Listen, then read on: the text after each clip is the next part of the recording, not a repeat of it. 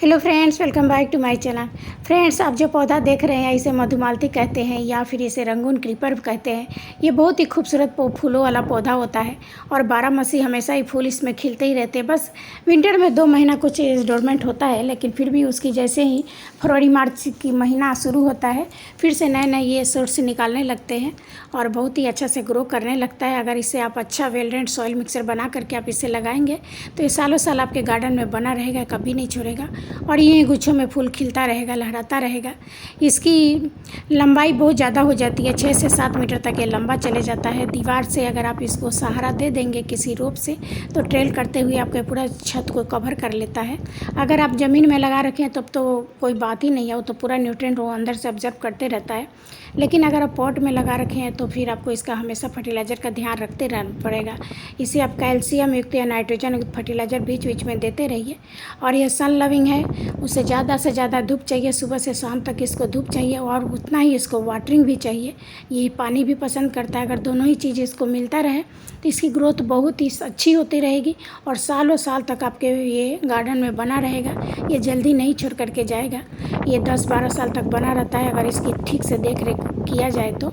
जैसे ही नए नए सोर्स आती है उसका जो मेन स्टेम रहता है वो भी काफ़ी मोटा होते जाता है और बहुत ही खूबसूरत पौधा है, पूरा गार्डन में खुशबू बिखेर के रख देता है।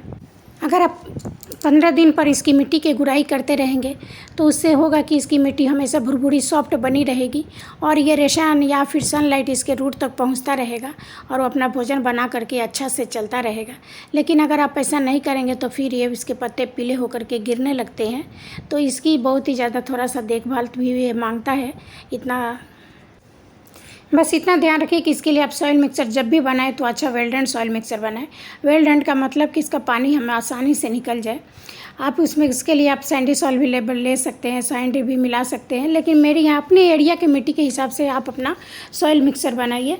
मेरे यहाँ की मिट्टी काली चिकटी है और सॉइल मिक्सर सैंडी में नहीं मिलाती हूँ, सैंड मिलाने से और ज़्यादा चिकनी मिट्टी हो जाती है।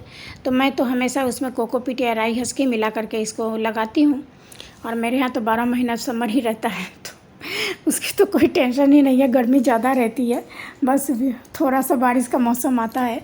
तो आप इस तरह से अगर वेल ड्रेन्ड सॉइल मिक्सर बना कर लगाएंगे तो आपका पौधा सालों साल तक बना रहेगा और अच्छा से ग्रो होता रहेगा। इसे भरपूर पानी भी दीजिए, रोज़ इसको वाटरिंग कीजिए और अच्छा धूप में रखिए। उसके बाद आपका पौधा बहुत अच्छा से ग्रो करेगा। जब इसकी डोरमेंसी पीरियड शुरू होता है तो ऐसा लगता है कि पौधा साथ छोड़ दिया है, मर सूख चुका है, लेकिन नहीं, फिर से जब ये थोड़ा सा इसका धीरे अच्छा से केयर किया जाए तो फिर से नए नए सूट्स आने लगते हैं और इसकी स्टेम भी अच्छी सी ग्रो होने लगती है, मोटी हो जाती है। तो इसको अगर आप इसे अपने बालकनी में लगा रहे हैं, पोर्च गार्डन में लगा रहे हैं तो इस बात का ध्यान रखिए कि आप हमेशा इस पौधे को आप 8, 10, 12 इंच से बड़े ही गमले में लगाएं ताकि अच्छा से अपना भोजन बना सके, अच्छा से ग्रो करता रहे। अब आते हैं इसकी फर्टिलाइज़र के लिए। तो आप इसे मस्टर्ड केट पाउडर भी दे सकते हैं या फिर बनाना पील भी दे सकते हैं। बनाना का तो आजकल सॉलिड फर्टिलाइज़र भी आ रहा है। अगर बारिश का मौसम हुआ है, बारिश हुआ है तो आप इसे सॉलिड में दे सकते हैं। लेकिन अगर आपके यहाँ मिट्टी अभी बारिश धूप आ रही है, बारिश नहीं हो रही है, मिट्टी उसकी सूखी है, तो आप उसमें लिक्विड फॉर्म में फर्टिलाइज़र दे सकते हैं। तो ये ऐसे ही खूबसूरत फूलों से भरा रहेगा। तो चलिए हम इसकी गुड़ाई करते हैं और इसमें फर्टिलाइज़र देते हैं और देखते हैं कि क्या क्या इसमें फर्टिलाइज़र हम दे रहे हैं अभी। अगर आपका पौधा थोड़ा सा भी बड़ा हो जाता है तो आप उसे कोशिश कीजिए कि आप इसे कुछ भी सहारा दे करके या फिर स्टिक के सहारा दे करके, जैसे कि हम अपराजिता को देते हैं, आप ऊपर हैंग करने की कोशिश कीजिए। और अब जब भी फर्टिलाइज़र दें तो आप इसको अच्छा से इसकी मिट्टी की गुड़ाई कर कर के ही दें, क्योंकि जब भी फर्टिलाइज़र रूट तक पहुंचेगा तभी ये काम करेगा। और इससे ज़्यादा फर्टिलाइज़र की वैसे ज़रूरत होती नहीं है, आप महीने 2 महीने में भी दिए तो चल जाता है। लेकिन हाँ, इसकी गमले की गुड़ाई करते रहें और अच्छा से इसकी मिट्टी को मिक्स सॉइल को बनाए रखें। इसके लिए ऐसा कुछ नहीं है कि खास आप उसको अलग से फर्टिलाइज़र दें। जो भी फर्टिलाइज़र अपने सभी फ्लावरिंग प्लांट को देते हैं वो आप देते रहिए। कभी कभार आप इसको बोन मील दे सकते हैं, कभी कभी चाय पत्ती का भी दे सकते हैं, या फिर अपना जो भी वर्मिंग कंपोस्ट है, गोबर की खाद है, आप वो भी दे सकते हैं। तो ये ऐसे ही बना रहेगा, अच्छा से फूल खिलते रहेगा।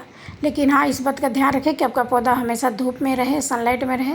और पौधा चारा सा भी थोड़ा सा बड़ा हो जाए तो आप इसे एक सहारा दीजिए। मेरा पौधा उतना बड़ा नहीं है कि मैं इसे सहारे से ऊपर हैंग करके ले जाऊं, लेकिन हाँ, मैं जैसे ही थोड़ा बड़ा हो जाएगा तो मैं इसे हैंग करूंगी। और रही बात इसकी वाटरिंग की, तो आजकल तो बारिश का मौसम है, हमेशा इसको पानी मिलते रहता है। लेकिन अगर मिट्टी इसका सूखा रहे, धूप रहे, तो अच्छा रहता है कि सूखे मिट्टी में आप सॉलिड फॉर्म में फर्टिलाइज़र दें। लेकिन अगर मिट्टी इस तरह से गीली है बारिश के मौसम से, तो फिर आप उसको लिक्विड फर्टिलाइज़र देना सही नहीं रहेगा। तो चलिए पहले इसकी गमले की अच्छी सी मिट्टी से गुड़ाई करते हैं, थोड़ा सा इसको मिट्टी को हल्का बनाते हैं। उसके बाद इसको हम थोड़ा सा फर्टिलाइज़र देंगे। अगर इसमें जो भी इस तरह से खरपतवार उग गए हैं तो उससे भी बीच बीच में आप निकालते रहिएगा, नहीं तो वो भी सब ज़्यादा जो भी है न्यूट्रिएंट सब ऑब्जर्व कर लेता है। तो चलिए मैं इसकी अभी गुड़ाई करती हूँ, इसके सारे जो भी खरपतवार उगाए हैं उसे निकालती हूँ। मेरे यहाँ बारिश हुआ था तो अभी मिट्टी गीली है, आप देख सकते हैं, लेकिन काफ़ी समय हो गया जब से मैं लगाई हूँ। इसे कोई फर्टिलाइज़र मैं दी नहीं हूँ।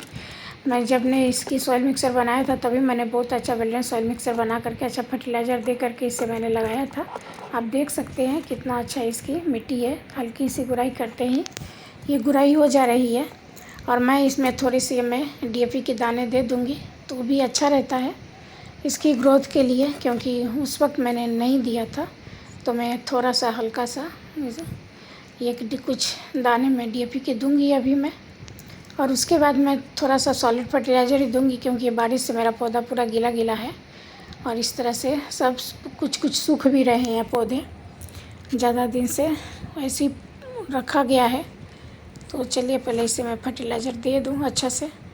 तो ये रहे मेरे DAP के दाने, 10-12 मैं ले रही हूँ पोट के हिसाब से। तो इस तरह से मैं हल्के हल्के मैं स्प्रिंकल कर दूँगी इसको, ज़्यादा कुछ फर्टिलाइज़र की उतनी ज़रूरत नहीं होती है। और ये हमारा वर्मी कंपोस्ट है, ये भी गीला हो चुका है बारिश के पानी से, तो मैं इसे दे दूँगी। ये दोनों ही फर्टिलाइज़र को मैं स्प्रिंकल करके और इसको मैं सॉइल को फिर से मैं बराबर कर दूँगी। तो अच्छा से इसको एक बार फर्टिलाइज़र दे दीजिए, उसके बाद फिर आप 1.5-2 महीने तक देने की ज़रूरत नहीं पड़ती है, वैसे महीने में चल जाता है, ज़्यादा इसको फर्टिलाइज़र की ज़रूरत पड़ती नहीं है। ये बस इसकी धूप चाहिए, पानी चाहिए, और बीच बीच में इसकी मिट्टी को हल्का करते रहें, तो ये पौधा आपके साथ में सालों साल बना रहेगा, फूल खिलते रहेंगे इसी तरह से गुच्छों में।